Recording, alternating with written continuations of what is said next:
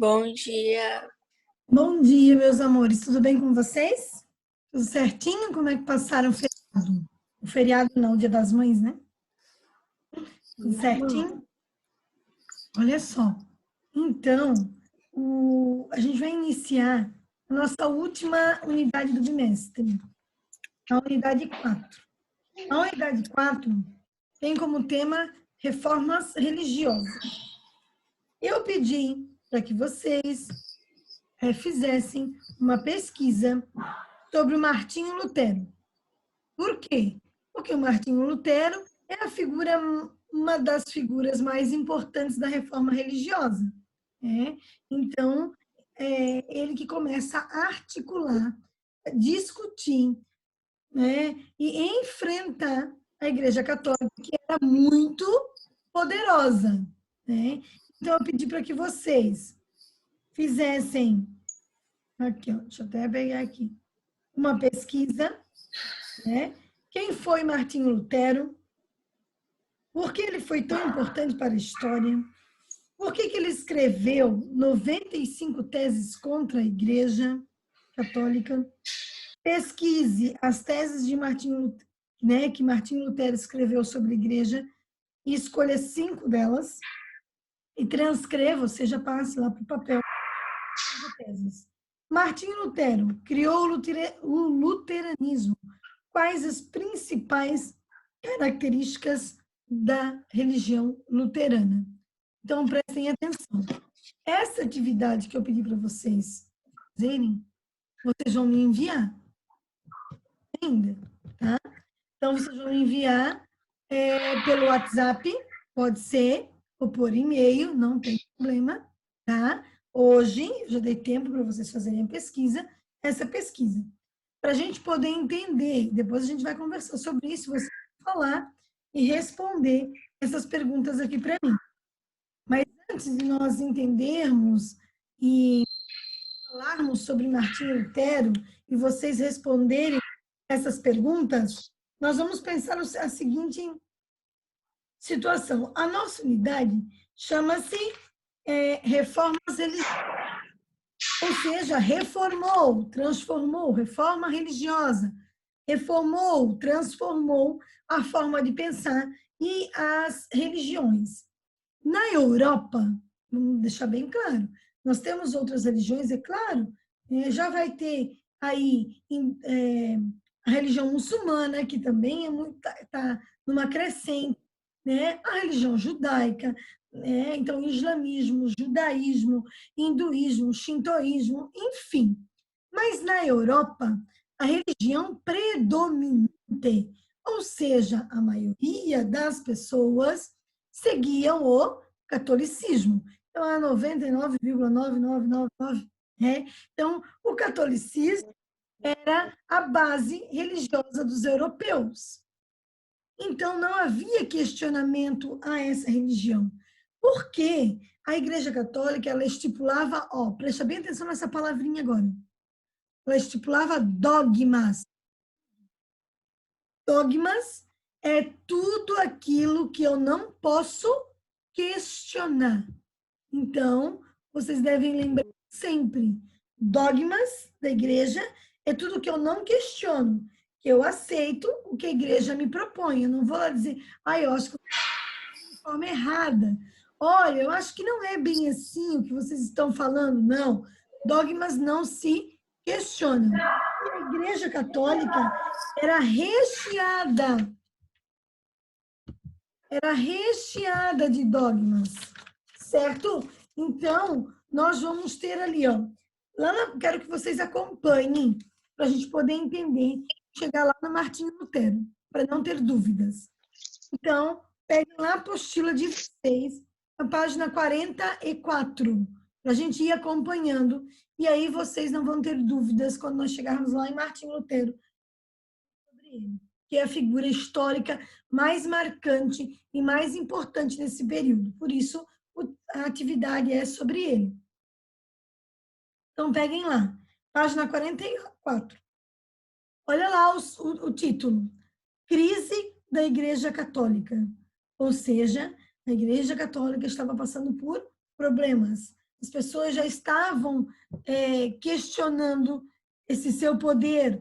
Né? Lembrem-se que ela vem da Idade Média, nós estamos na Idade Moderna, mas na Idade Média ela é extremamente poderosa.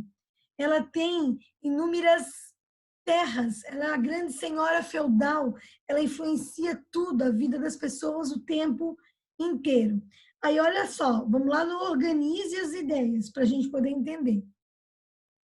Na época da consolidação dos estados absolutistas, a Igreja Católica se opôs ao fortalecimento dos reis em um primeiro momento. Explique o que fez a Igreja Católica se posicionar dessa forma. Por que a Católica se opôs ao fortalecimento dos reis? Lembra do Estado Nacional, que quem se uniu foi a burguesia e o rei? Os reis se uniram.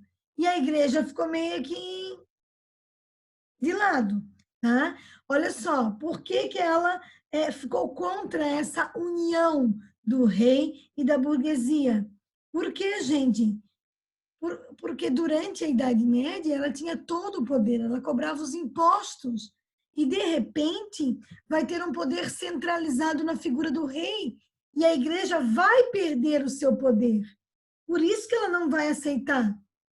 Tá? Ela não vai aceitar, ela vai questionar, porque, afinal de contas, com o poder centralizado na figura do rei, a igreja perde espaço. Então, olha só, o que a igreja fez? Por que a igreja foi contra isso? Porque a unificação do poder na mão do rei fez com que a igreja perdesse parcialmente o seu poder. Não totalmente, mas parcialmente ela acabou perdendo o poder. Por isso que ela vai se posicionar contra, porque ela comanda tudo, ela cobra impostos, ela está à frente de tudo e, de repente, o rei, com o poder centralizado, vai ter mais poder do que ela. É o rei que vai cobrar impostos e ele ainda vai se unir a quem? Que também tem influência, que também tem poder. Então, tá, ela vai se posicionar contra isso, porque o poder vai ficar centralizado na mão do rei. E ela vai perder parcialmente seu poder ou sua influência. Entenderam, gente? Então, essas transformações que estão acontecendo na Europa vão impactar diretamente o aspecto religioso e cultural. Pois bem, número 2, lá da página 44. Vão fazendo suas anotações, vão fazendo suas correções, né? Anotando ali. A gente está fazendo junto. Por que o poder político da igreja poderia contrariar os propósitos dos estados absolutistas? Por quê? Por que o absolutismo achava que a igreja podia contrariar? Quem cobrava impostos? Quem é que cobrava impostos também? Alguém sabe me dizer? A igreja. A igreja, João. Muito bem, corações para você. Então, por que, olha só, porque o poder político da igreja poderia contrariar os propósitos do Estado absolutista? Lembrem que o Estado absolutista é a união da burguesia com o rei. Então, por que ela pode contrariar? Porque ela cobrava impostos, porque ela tinha dinheiro, porque ela tinha poder, certo? Então, olha só, os recursos das taxas e dos impostos, eles teriam que, para o Estado Nacional moderno, para onde vai a taxa e o imposto? Para eles, para o rei e para a burguesia, e não para a igreja. Por isso que a igreja contrariava a ideia do Estado absolutista, porque a igreja também cobrava impostos, e esse dinheiro ia para o cofre da igreja, e não para o cofre do rei e da burguesia. E o que o rei... Por isso que o rei e a burguesia se unem, amigos de mãos dadas, juntos, amigos para sempre. Por quê? Porque eles vão cobrar impostos e esses impostos não vão mais para os cofres da igreja, vão para os cofres do rei e da burguesia. Certo, gente? Entenderam? Então, tudo isso está modificando. Agora eu tenho um rei. Esse rei está comandando tudo de forma absoluta. Esse rei está junto com a burguesia. E eles querem as taxas de impostos para eles. E a igreja vai se vendo perdendo espaço. E ela não está gostando nada do que está acontecendo. Olha só. E aí, tem algumas coisas que são importantes. Se vocês tiverem aí a canetinha marca-texto para grifar, ou se não tem marca-texto, pode ser lápis, enfim, só para a gente grifar algumas coisas ali que são importantes. Olha o que eu falei. Na final da página 44, no segundo parágrafo, está dizendo que, muitos dogmas, verdades absolutas indiscutíveis, a instituição condenavam a cobrança pelo empréstimo de dinheiro, prática chamada de usura, ou o lucro obtido na venda de produtos fabricados por outras pessoas, que, quando considerado muito alto, é contra a doutrina do justo preço. Então, preste atenção. Igreja Católica. Então, por que ela vai entrar em crise? Primeiro, ela tem vários dogmas. Dogmas eu não posso questionar.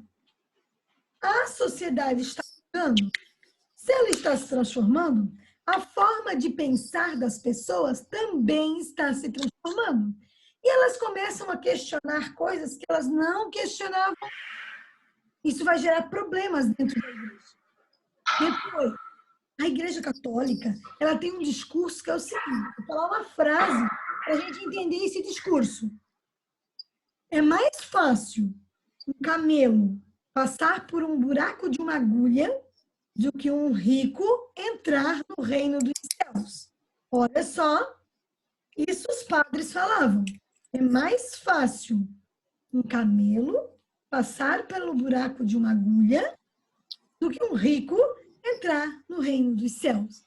Então, o que a igreja queria dizer?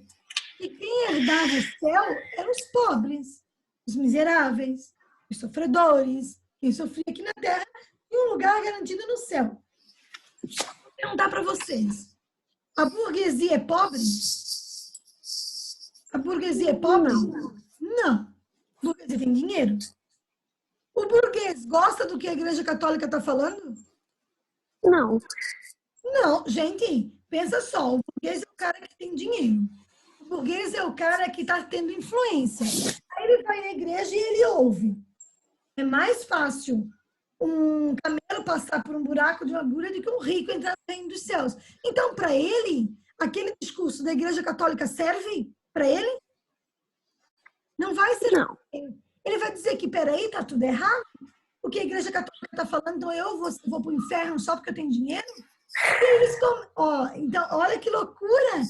Então, as igrejas protestantes, preste atenção nessa informação, as igrejas protestantes que protestaram contra a Igreja Católica, a maioria delas vai ser formada por quem? Burgueses? Pelos burgueses, muito bem. Corações batendo fortes por vocês. Então, a maioria das pessoas que vão estar à frente da revolução protestante é a burguesia, porque a burguesia não se vê no discurso da Igreja Católica naquele momento histórico. Para vocês terem uma ideia, a Igreja Católica, por isso que eu falei do marca-texto, que tem alguns conceitos aqui importantíssimos. Tem aqui a chamada usura. A Igreja Católica, ela vai proibir a usura. O que é usura? É um empréstimo de dinheiro. Eu vou emprestar o dinheiro e vou cobrar juros. Então, a Igreja Católica diz, pode emprestar, mas não pode cobrar juros. Então, coitado dos bancos, né, gente? Todo mundo que trabalha em banco, dono do branco, ia para o inferno, queimar no inferno. Olha só, por quê? Porque a Igreja Católica dizia que não podia, o empréstimo de dinheiro não poderia ser cobrado juros. Então, o burguês, que é o cara que tem dinheiro, que é o cara que vive emprestando dinheiro para ganhar mais dinheiro, a Igreja Católica condena isso, ela não deixa isso acontecer. Vocês sabem que teve uma época em algumas regiões que os católicos só poderiam vender produtos para os católicos. Ou seja, então o cara é comerciante, olha só, o cara é comerciante. Ele está vendendo produto para caramba. Mas, segundo a igreja, ele só pode vender para quem for católico. Então, ele começa a perceber o quê? Pô, vou perder dinheiro? Tem um monte de protestante, tem um monte de islâmico, enfim, de outras religiões que querem comprar meu produto e eu não posso vender. Então, tudo isso vai gerando uma crise dentro da igreja católica. Então, a igreja católica tinha vários dogmas. Então, lembrem-se, dogmas o que eu não posso contestar, mas que as pessoas já estavam contestando. Ó, faz parte da crise, dos problemas. A igreja católica proibia a usura, ou seja, o empréstimo de dinheiro cobrando juros, e o burguês vive disso, então, para ele não estar servindo muito esse discurso. A igreja católica ainda fala que é o reino dos céus quem é pobre, sofredor, durante a vida inteira. O burguês tem dinheiro, não é pobre, nem sofredor, então ele também não se vê nesse discurso da igreja católica. Uma outra coisa importante que vai falar aqui na página 45, que eu acho que é uma das coisas mais importantes que o Martinho Lutero vai falar, que é a venda de indulgências. Preste atenção nisso. Asteriscos lantejolados, brilhantes, fosforescentes, né, de todas as cores e arco-íris. A venda de indulgências é o que o Martinho Lutero vai bater na tecla. O que é a venda de indulgências? Para a igreja católica, a pessoa deveria se confessar semanalmente. Então, ela ia lá para o padre, padre, pequei, filho, pessoa comprava pecado. E aí, para ela sair dali, assim, tipo, nossa, confessei meus pecados, ela recebia um documento. Que bonito, né? Que ela estava livre dos pecados. Ela carregava o documento junto com ela. E ela tinha que comprar esse documento. Então, a venda de indulgências era a compra de documentos feitos pela Igreja Católica, absolvendo as pessoas dos seus pecados. Vocês têm noção do que é isso? Então, é basicamente ela tá, tipo, meio que comprando a liberdade, entre aspas. Isso mesmo, Miguel, essa ideia mesmo, de comprar a liberdade, de comprar a ideia de que eu não sou pecador, enfim. Então, a igreja vendia esse documento. A galera começou a comprar. Às vezes nem ia se confessar, né, gente? Só ia lá e comprava o documento. Então, virou um negócio lucrativo para a igreja. E o Martinho Lutero, aquilo vai fazer ele, tipo, é tudo errado. Não pode, isso não pode acontecer. Lembrem que quem fez a pesquisa, o Martinho Lutero era quem? Ele era uma liderança da Igreja Católica. Ele era um padre e estava fazendo seu doutorado. Ele era da alta cúpula da Igreja Católica. Então, ele conhece muito bem a igreja. Ele conhece muito bem tudo que acontece lá dentro. Tudo como eles fazem lá dentro. E é isso que ele vai questionar. E é isso que ele não vai concordar. Então, olha só, crise da Igreja Católica. Dogmas sendo questionados. Prática da usura, porque eu tenho uma burguesia forte que vive desse empréstimo de dinheiro. Então, eles estão questionando a venda de indulgências. E olha só, e a simonia. O que é simonia? Comércio de objetos sagrados. Preste atenção. Tem lugares que ainda vendem pedacinho da roupa de Jesus Cristo. Pedacinho da roupa de Jesus Cristo. Nossa. Já passaram-se 2000 anos, né, gente? Então, o que começou a ser questionado aqui, ó? A venda, o comércio desses objetos, porque gerava lucro para a igreja, certo? Então, eles começam a questionar essa venda de objetos que eram objetos religiosos. Se a gente vai em qualquer centro religioso, No Brasil, o centro religioso católico mais importante, né, para os católicos é em São Paulo, né, Aparecida, o centro religioso mais importante. Depois tem Padre Cícero e tem aqui em Santa Catarina, tá, Nova Trento, Madre Paulina. São centros religiosos católicos. Nesses centros religiosos, eles vendem objetos sagrados. Então, aqui eles começam a fazer essa crítica a essa venda desses objetos sagrados, a esse tipo de comércio. É claro que nós sabemos muito bem que algumas pessoas vivem disso, tanto em qualquer centro religioso. Mas a crítica é porque eles não aceitavam a venda desses objetos, o comércio com esses objetos religiosos. Por exemplo, na Madre Paulina, eles vendem também um pedacinho da roupa dela ainda. Só que ela era uma pessoa que abdicou de tudo. Ela é super simples, ela abdicou de tudo para viver de forma simples e ajudar as pessoas. Então, eu penso que a roupa dela deve estar se proliferando, né? Se multiplicando. Por quê? Porque gera um comércio que para aquela população que vive lá é importante. Eu conheço aquela região de Nova Trento desde que eu sou pequena, porque eu morava na cidade ao lado, São João Batista, do lado de Nova Trento. Então, eu lembro que aquela região era uma região mais empobrecida, muito simples, não tinha nada. Hoje, lá tem hotel 4 e 5 estrelas para hospedar as pessoas que vão visitar ou que vão fazer o turismo religioso. Então, é o seguinte, a crítica aqui, feita pelos protestantes, pelos futuros protestantes, né, a crise da Igreja Católica, é a crise questionando os dogmas, é a crise questionando a usura, né, porque os burgueses não se veem nisso, é uma crítica à venda de indulgências, tá, que era tipo o absurdo que acontecia, e uma crítica à simonia, que é o comércio, certo? O comércio de objetos sagrados. Beleza? Até aí, tudo certo, gente? Entenderam? Então, entenderam como essa crise está abalando tudo? Yeah. Vamos lá, para a gente organizar nossas ideias. Peguem a apostila de vocês e abram na página 46. A gente vai organizar essas ideias ali. Do ladinho tem Organize as Ideias com reis absolutistas, membros da burguesia e membros da igreja. Por que eles estavam descontentes? Olha lá o que tem do lado. Motivos de descontentamento. O que vai fazer com que Martinho Lutero esteja à frente e aí a reforma religiosa aconteça. Bora lá.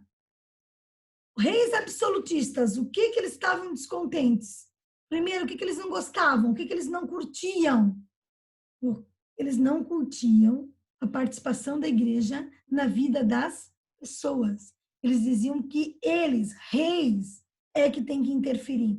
Então, eles não gostavam, anotem aí, eles não gostavam, tá, da interferência que a igreja tinha na vida das pessoas. Eles não gostavam que a igreja estipulasse leis e cobrasse impostos. Então, os reis absolutistas estão descontentes, estão fulos da vida. Por quê? E não gostam que a igreja determine leis, que as pessoas sigam essas leis, e que a igreja cobre impostos. Para o rei absolutista, quem decide a lei é ele.